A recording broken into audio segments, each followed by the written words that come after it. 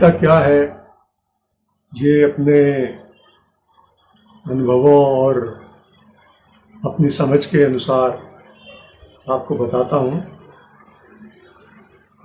जैसे अगर हम कहें कि 2 और 2 4 होते हैं, तो ये गद्य हो गया, और गद्य में जो कहा जाता है उसका वही अर्थ होता है। लेकिन कविता में अर्थ अपने अपने हिसाब से भी हम ले सकते हैं। और इसी बात को अगर हम दूसरी तरीके से कह दें कि 2 और 2 का जोड़ हमेशा 4 कहाँ होता है, 2 और 2 का जोड़ हमेशा 4 कहाँ होता है, सोच समझ वालों को थोड़ी नादानी दे मौला। तो ये कविता हो गई, और इसका अर्थ हर आदमी अपने तरीके से अपनी समझ के अनुसार वो सब ले सकता है। तो ऐसे कविता हम गद्य और पद्य में ये अंतर देख सकते हैं। मेरी समझ में कविता साहित्य की एक बहुत ही विशिष्ट विधा है, बहुत ही विशिष्ट विधा, और एक ऐसी नितांत विशिष्ट विधा है, भोगे हुए जो हमारे अंतरंग क्षण हैं, उन क्षणों का भीना भीना जैसे स्पंदन है।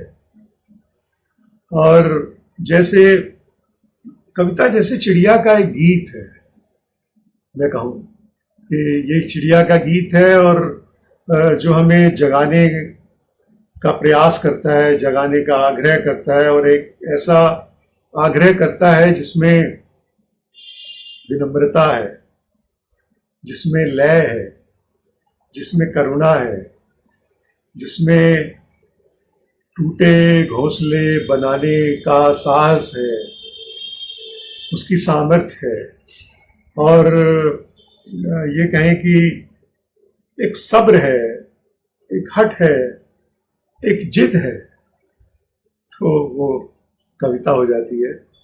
और कविता में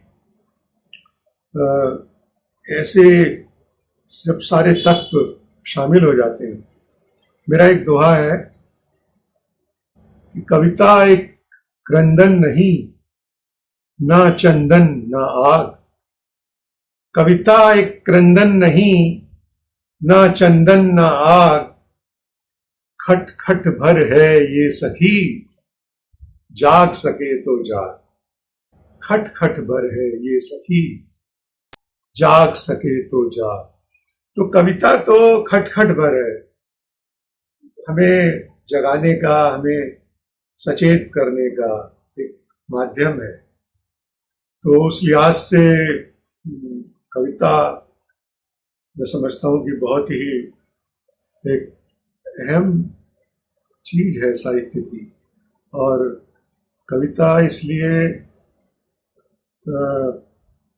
अगर इसको दूसरे शब्दों में कह दें तो एक विशिष्ट विधा के साथ साथ बहुत ही अहम विधा है। और जहाँ तक बात है कि कविता अच्छी बुरी, ये भी एक प्रश्न होता है। तो अच्छी कविता क्या है? अच्छी कविता मैं समझता हूँ कि वो है जो प्रयास पूर्वक नहीं लिखी जाती। कविता कोई मेहनत मजदूरी मशक्कत का काम नहीं है, कोई मजबूरी नहीं है। कविता तो एक स्वयं स्फूर्त भाव है, जो कि मैं समझता हूं कि कविता तो अता होती है, ऊपर से अता होती है हमारे भीतर, और हम उसको कह देते हैं। कविता करते समय हम इतना खो जाते हैं, हम इतने तल्लीन हो जाते हैं कि हम क्या कर रहे हैं, हम क्या नहीं कर रहे, इसका भी भान नहीं होता। ये मैं अपने अनुभव शेयर कर रहा हूँ आपसे कि कविता करते समय कभी तो मुझे मैं इतना मेरे को पता ही नहीं लगता कि मैंने खाना खा लिया कि नहीं खाया, या मैं खाना खा रहा हूँ, खाना खाते खाते भी मुझे पता नहीं लगता कि मैं खाना खा रहा हूँ।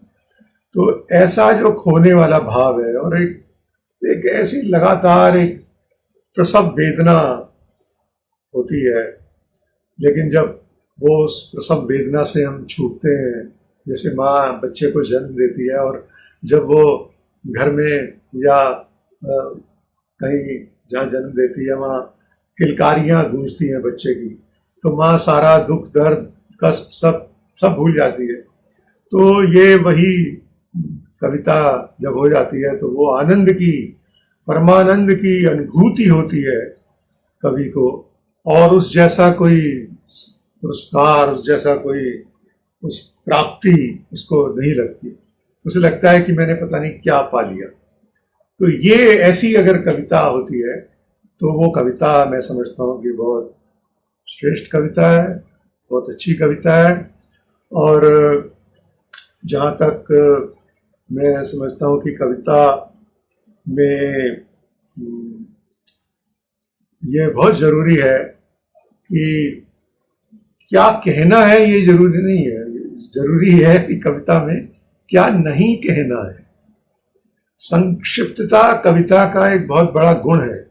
संक्षिप्तता के साथ साथ संश्लिष्टता, परतदारी, एक एक परत में जब जैसे जैसे आप परत दर परत को खोलते जाएंगे तो उसमें छिपा हुआ जो ज्ञान है, छिपा हुआ जो भाव है, छिपा हुआ जो अर्थ है, उसका जो सौंदर्य बोध है, उसकी जो अर्थवत्ता है, वो जब खुलती है तो वो कविता हमारे सामने एक अलग ही रूप में आती है, और सब उसे अपने अपनी समझ के हिसाब से समझते हैं। तो मैं समझता हूँ कि वही अच्छी कविता होती है। और कविता का काम क्या है? तो कविता का काम है सचेत करना, कविता का काम है हमें जगाना, संकेतों से जगाना,